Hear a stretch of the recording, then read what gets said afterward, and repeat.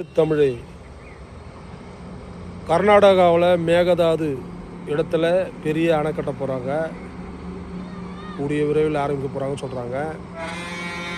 இங்கே நம்ம தமிழ்நாட்டு முதலமைச்சர் காங்கிரஸ் கூட கூட்டணி வச்சிருக்காரு. அங்கே காங்கிரஸ் ஆட்சி தான் நடக்குது கர்நாடகாவில். அவங்களிடம் பேசி அந்த கர்நாடகாவில் தயவு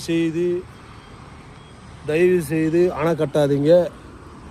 தமிழ்நாட்டுக்கு ஏற்கனவே நீங்கள் கொடுக்குற நீர் போதலை, மறுபடியும் நீங்கள் கர்நாடகாவில் மேகதாது என்ற இடத்துல அணை கட்டிட்டிங்கன்னா சுத்தமாக தண்ணியே கிடைக்காது.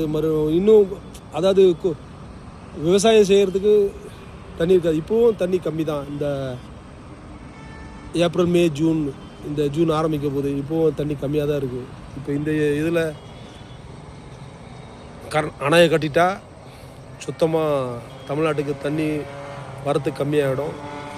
இயற்கை அதுக்கு இடம் கொடுக்கக்கூடாது. கர்நாடகாக்காரங்க அணை கட்டுறதுக்கு இயற்கை இடம் கொடுக்கக்கூடாது. கண்டிப்பாக இயற்கை இடம் கொடுக்கக்கூடாது. அப்படியே அவங்க மீறி கட்டினாலும் இயற்கை கண்டிப்பாக அவங்கள ஏதாவது தும்சம் பண்ணிவிடும். கண்டிப்பாக இயற்கை அந்த இடத்துல தும்சம் பண்ணிவிடும். கட்டக்கூடாது. போடுற பணம் எல்லாம் வீணாக தான் போகும். பணம் பொருள் எல்லாமே வீணாக தான் போகும். அது கண்டிப்பாக அது நடக்கும். அது கர்நாடகாக்காரங்க அதுமாரி பண்ணாங்கன்னா கண்டிப்பாக அது நடக்கும்.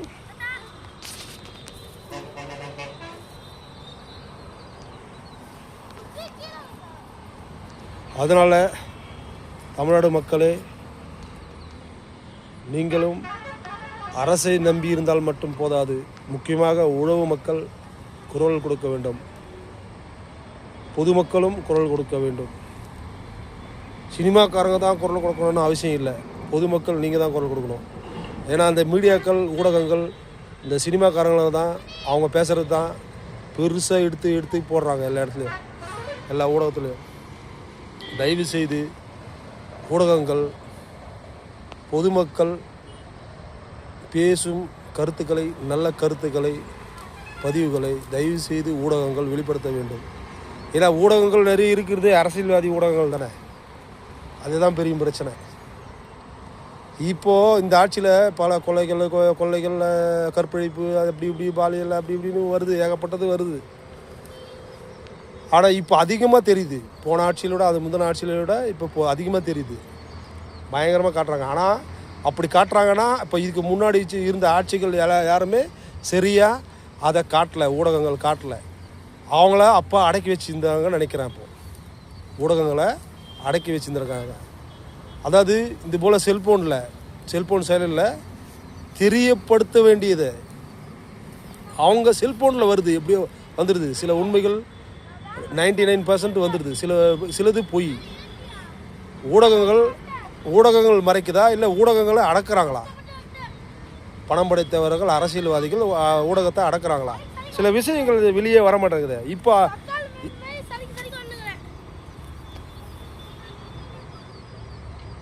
ஊடகங்களை யார் அடக்குவது? இப்போ வந்திருக்கிற புதிய முதலமைச்சர் இப்போ இவர் வந்ததுலேருந்து இப்போது ஊடகத்தில் நிறைய விஷயங்கள் வெளிப்படையாக தெரியுது.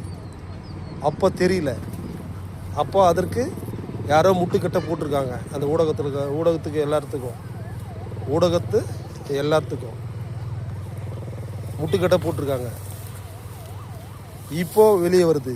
இப்போ இவரும் கொஞ்ச நாள் பொறுத்து அதேமாதிரி முட்டுக்கடை போடுவாரா என்னன்னு தெரியல இப்போ இருக்கிற முதலமைச்சர். ஆனால் அது போடாமல் இருந்தால் நல்லது. ஊடகங்களுக்கு முட்டுக்கட்டை போடாமல் இருந்தால் நல்லது.